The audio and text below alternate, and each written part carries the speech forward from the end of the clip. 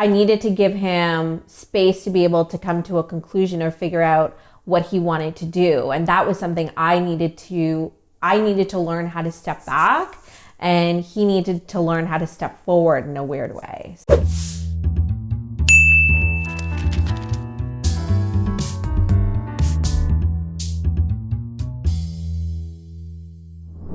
Hi everyone, welcome to another episode of Coin for Thought. So today on the show, I have Geoff. Geoff is my husband and my partner in business and in life, and I'm so happy to have him here.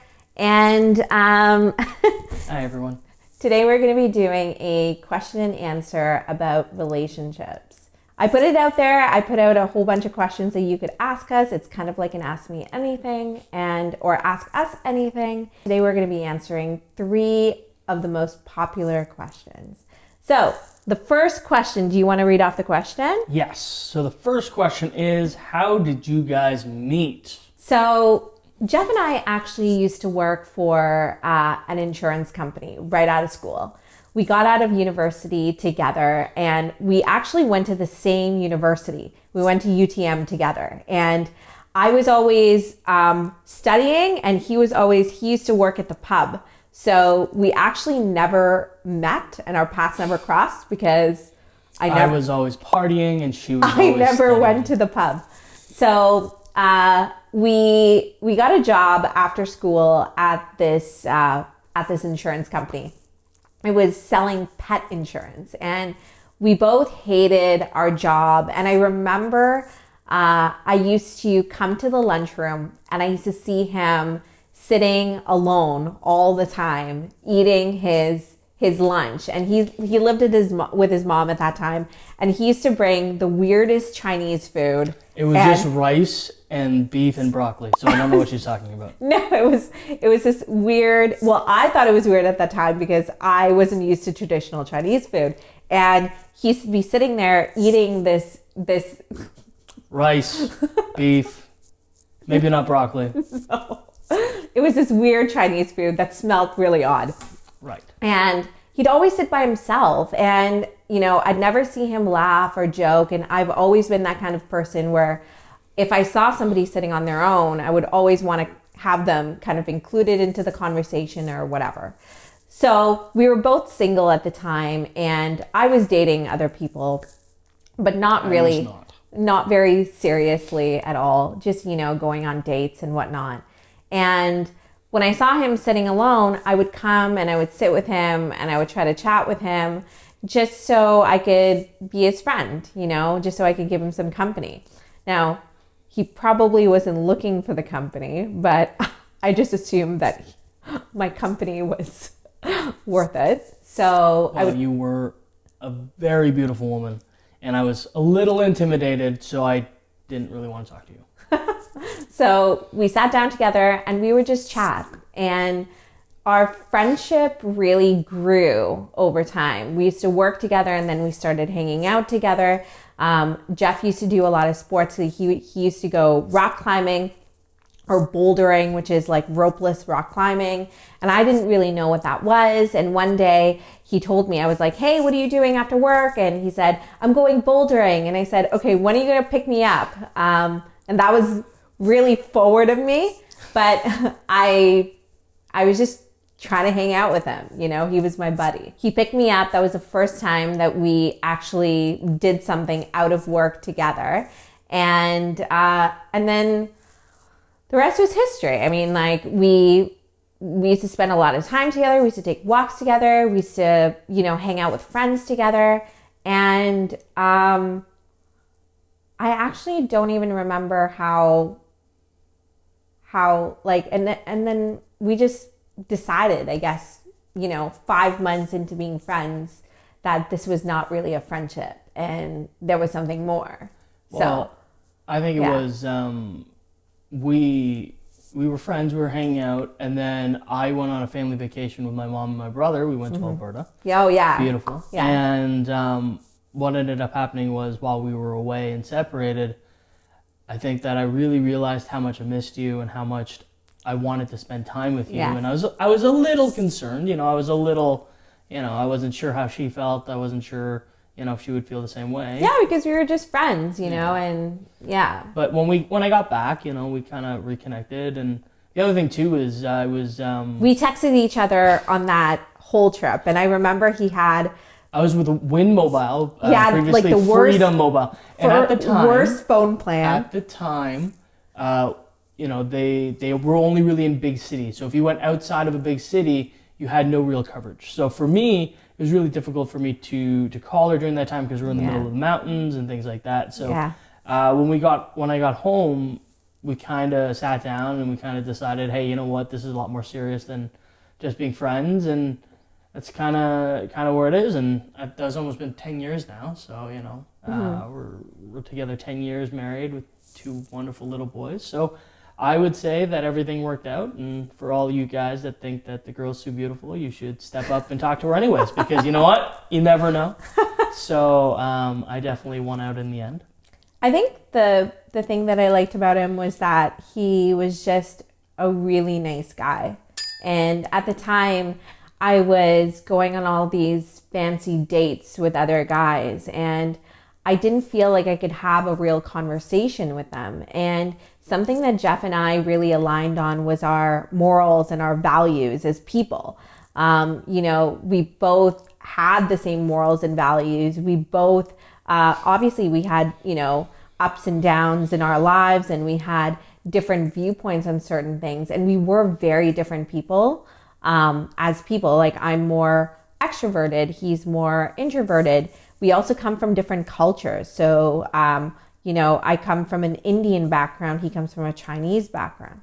So I think like there was a lot of learning to do, but at the same time, we really prioritized our relationship, which is what made us really successful. I would say too that despite having arguments or fights or anything like you would call it, I would say that we were always open to communicate, and we wouldn't give up on each other. So I think that's one of the big things for us, is that we would, if we would have a knuckle dragger out there fight, we would turn out and we would talk through it, and we would never let something go that needed to be talked about. And I think that that's something that I needed to work on a lot of, because, the Chinese way is kind of, you leave the cold shoulder up and you kind of walk away and you come back to it. But that was really hard for me, because I'm very much a talker. So if something's going on, I like to talk it out and work it out. And a lot of times, he needed time to really process what he was thinking before he had to say what he needed to say, which is something I wasn't very used to. It was like I needed to give him space to be able to come to a conclusion or figure out what he wanted to do. And that was something I needed to learn how to step back, and he needed to learn how to step forward in a weird way. So it's compromise, right? Like, I think that's one of the things that, I think that we came to a conclusion, and we came to a lot of compromises, and we kind of decided and grew as people, and I would say that we're a perfect fit now. Yeah. All right. That's so true. Second question. Ooh, there's a spicy one. Okay. Who is the impulse spender between the two of you guys? You are. No. No, I am. So I would say that it really depends. To be fair, I think that we do have a budget, and we were actually really good at sticking to it. But one of the big But things... we never used to be. That's true. I never used to be. And it's weird, because now I'm a financial advisor, and I find that now we don't impulsively spend, period. So that's something that we don't do. And I think it's just because seeing, debt day in and day out in my practice is really, really, really scary. And you see people's high points, and you see their low points, and you see a lot of low points.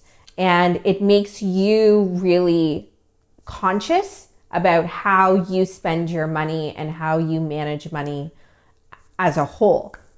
But that being said, when Geoff and I first met, our biggest splurges were travel and food. And my personal biggest splurge, I always used to like nice things. So I'd always Used buy. Used to like. No, it's not. No, I don't like nice things anymore.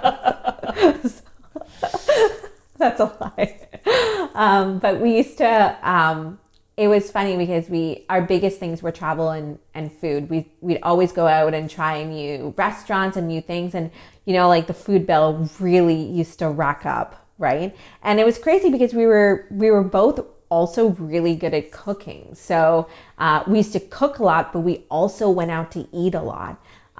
So when we were looking at our food budget, when we first, when you're dating, you don't kind of like budget anything. It's kind of like, okay, it doesn't really matter. Mm-hmm. But when we were sitting down, we were going to get married, it was like, it became more of a thing that we needed to sort of address.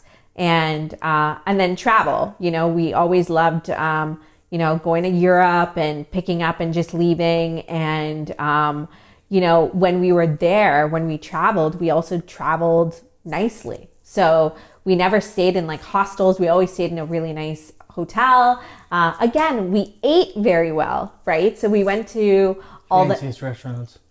Not even fancy, but like we really experienced the culture. Sure. And that cost money. We'd go to markets and eat, street food, and then we'd go to nice restaurants also. And we wouldn't really shop, right? Like we went to Paris together, and surprisingly, Geoff thought I was going to come home with a suitcase full of things, but I actually didn't buy anything. I didn't buy anything there, but we just ate macarons every day. I think I gained 15 pounds or something on that trip. French wine and cheese. Yeah. So that was kind of our big thing. What do you think? Yeah, I would agree with that. I do think that impulse spending has been something we've definitely curbed, especially as we've gotten older. Yeah. I even a couple of years ago, though, I would say, before you started your practice, I think one of the biggest hurdles for us was the idea of trying to keep up with the Joneses, constantly looking at that next house, looking at that next car, looking at that next, whatever was next, just to, you now make X number of dollars, so you need to buy X number of clothes or X number of cars or X number of houses or whatever you need to do. And I think that has been really important and eye-opening since you started, for us to turn around and be like, okay, what is good debt? What is bad debt? How do we create assets? How do we create things that actually make us money versus things that are simply liabilities that don't mean anything? That $100,000 car you buy, as soon as you drive it off the lot, it's only worth $70,000, right? So it's one of those things where I think that as time has gone on, I feel like we've really evolved and become more better financially responsible, I would say. But definitely when we first started, all my money would go towards, like she said, going out to drink and eat and, playing games. And he used to have this he used to have this special game called Warhammer. I shouldn't say used to. I still have all my things. I just don't buy He used to play Warhammer. He still plays Warhammer. I had never heard about Warhammer before. And I remember the first time he took me into this Warhammer store that had been in a mall that we always go to, Square One.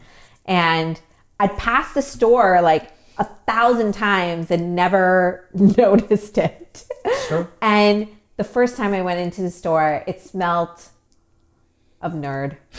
I don't even know. It's okay. She married a nerd, guys. Don't feel bad. She married one. It's okay.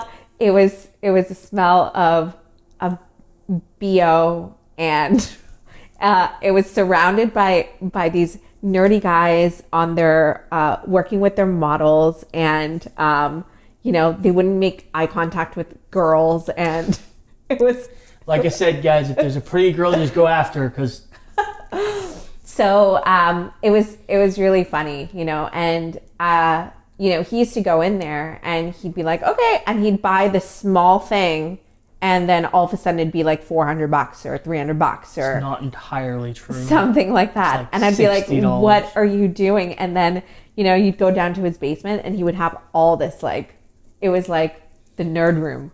And to be fair, most of that stuff I did get rid of, most of the stuff, so I've only kept the little things, but at the end of the day, force. But at the end of the day, now that like I said, I think that us being able to sit down and really understand our finances, learning about taxes, learning about what it truly means to live, and being able to understand where we need to be for our retirement, realizing, hey, the average person needs $2 million just to retire comfortably, Yeah. And when we first started, we were working good jobs, like we were making like $60,000-$70,000 each. We were doing, sales and, corporate companies, and we were climbing the ladder, getting our promotions.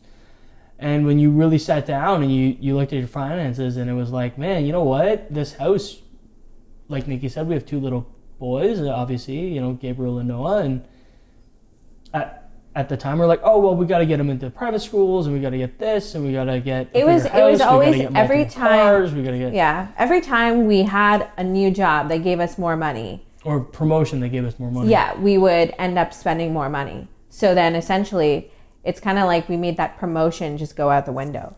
And it wasn't so much for me about keeping up with the Joneses. I think like there's this energy where you always have to strive for more. And sometimes that striving for more means buying more things, right? Being, having a bigger house or having like a nicer car. And for me now, it's funny because I drive the same car that I've driven since I was in university. It's a 2009 Toyota Corolla. Works great. And when I was a director at a firm before I joined started my own firm, and when I was there, it was funny because our president's assistant drove like an Audi, and it was a better car than my car. And I was a director there, and they'd always make fun. What kind of director, drives a Corolla? It's a crapola. But at the same time, that car got me from point A to point B. People didn't come to me and ask me for advice because I had a nicer car. People came to me because I was willing to help them and I had great strategies. And I really thought about that because at the end of the day, it isn't about that nicer car, nicer house. And it made us really think about what we actually value, which is we love to spend time together. We love to travel. So if we have more money, then that's something we're going to do. And then we're also going to be able to set ourselves up for the future and be able to reduce our liabilities as much as possible, right? So it just comes down to priorities. Yeah. And goals. So that was a long answer. Okay. All right. Last one. Okay. How do you guys manage holiday and birthday gifting and spending? Okay. So this is getting into something cultural because we, even though Geoff is Chinese, I would say he's probably the worst Chinese person. She likes to call me a banana, yellow on the outside, white on the inside. Yeah, it's, he's not like so Chinese.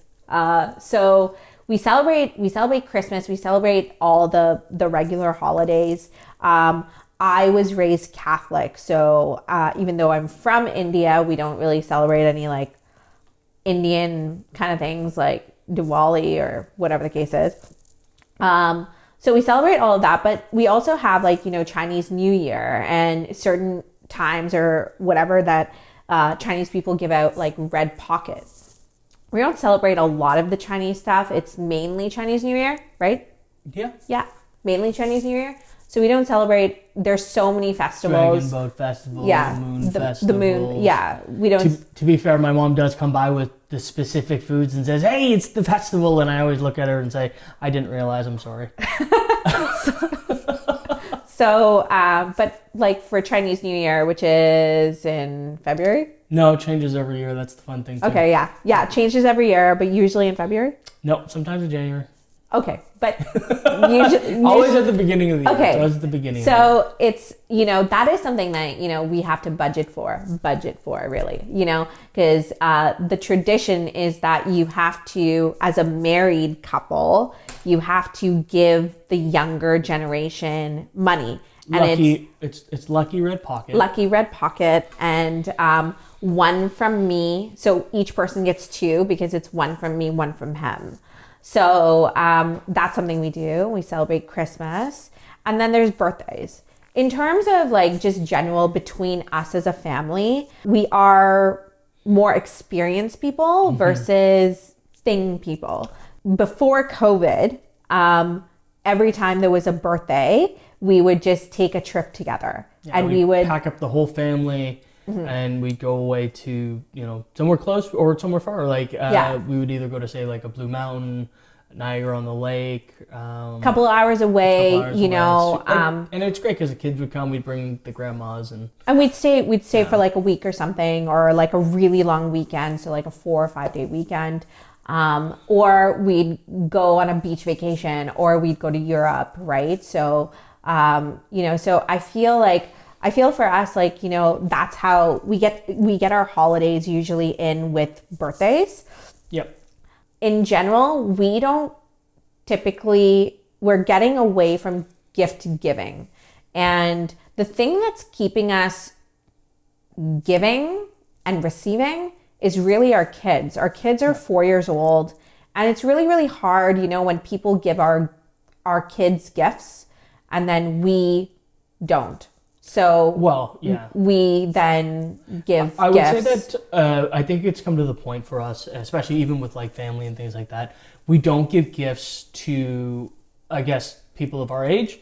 We always give to kids. So one of the big things is, if it's my brother's birthday or, one of our friends' birthdays, we'll invite them over, or we'll go over, we'll have a great meal, we'll bring some nice wines, cheeses, whatever it is. Yeah. And we kind of give an experience, and we kind of hang out that way. Yeah. I find that as we've gotten older, it's very difficult to find a gift that's really like, wow, like, I feel like everybody has everything, and we're in a circle where it's like everybody has everything. Even for us, Geoff always asks me very traditionally, what do you want for your birthday? And I always ask him, like, what do you want? And we haven't done this for years. And sometimes, a lot of times now, he'll find a really beautiful card and he'll write me like a really sweet note, and that will mean more to me than, a gift that he's given me. Oftentimes, I find that even with the kids, because we have toys on rotation, we don't let them have like a whole crazy number of toys, for one, because we don't want our house taken over with toys. Some of our friends have that, and literally we open their door and it's like we're stepping on Legos, and oh my gosh, that drives me nuts. So we don't have that. But at the same time, so they have like 5 or 6 toys that they always play with, and then we donate that and rotate new toys in. So sometimes if you have a big circle like we do, where they get like 100 gifts, we find that we end up recycling a lot of those gifts. So oftentimes, like, I'll get, their gifts will come in, and then I'll put like a sticky note on it to say like, okay, this is for like little Susie's 4th birthday that's coming up, or something like that, and we'll put it away. We have like a gifting room that we just like, literally, it's like, okay, thank you, and then it goes right to the gifting room with a name tag on it for somebody else's birthday. And we have to be really careful too, not to give the same gift to the person that's given it to us. This will be interesting when our friends watch this video. I was gonna say, are you sure you want to tell everybody that? Okay, so that was a really, really long answer, but no. in short, we don't give each other gifts. We don't want to give each other gifts. We are forced to give each other gifts, give our kids gifts. So I would say give out gifting because of our kids. I will say that we do have quote unquote gifts, you know, but it's typically things that we need, and what we'll say is we'll look at it and say, hey, we're budgeting for, I don't know, let's say we need a new computer or something else, that we would turn around and be like, oh, this is something that we actually need. And we'd be like, oh, this is your present for, gift, birthday, Christmas, whatever it is. And then that way, it is one of those things where, again, we tend to value experiences and value time. I think that one of the things that we really connected on was we're not things kind of people. We're not materialistic people. We like certain things, but for the most part, we're not materialistic when it comes to, like, we don't need the biggest television, we don't need the biggest, whatever it is. But like I said before, I feel like we do quote unquote gift where we're like, oh, I think one of the best examples of this is Nicky turned around and said, hey, your jacket, my winter jacket, is horrible looking, it's beat up. Here's a brand new jacket, honey. Merry Christmas. And, I've been wearing that jacket for years now. And it's just one of those things where I feel like, she turned around and said, hey, you know what? I really need new Uggs. My Uggs are destroyed by all the salt. And I turned around and said, hey, Merry Christmas, sweetie. Here's your Uggs. And I think that that's really where we've come about. where, we do still make occasions special. We do still, put ourselves out there. But I think that as we've gotten older, we've really kind of established more of an emotional kind of tie where we kind of keep each other, where we are. And again, I think now that we really understand what finances mean and how we understand our education, we can turn around and say, you know what, this would be really nice and be really nice for the family, and it's something we can all share, and we budget for it, versus like before. I remember when we were in the corporate world, I can't remember, I think it was just a random day and I felt like being sweet, so I spent $300 on flowers and I sent it to her office. And I think one of her coworkers was saying that, hey, did your husband do something wrong? Because why are you getting all these flowers? But, and I love that. And that was so nice. But at the same time, did I need it?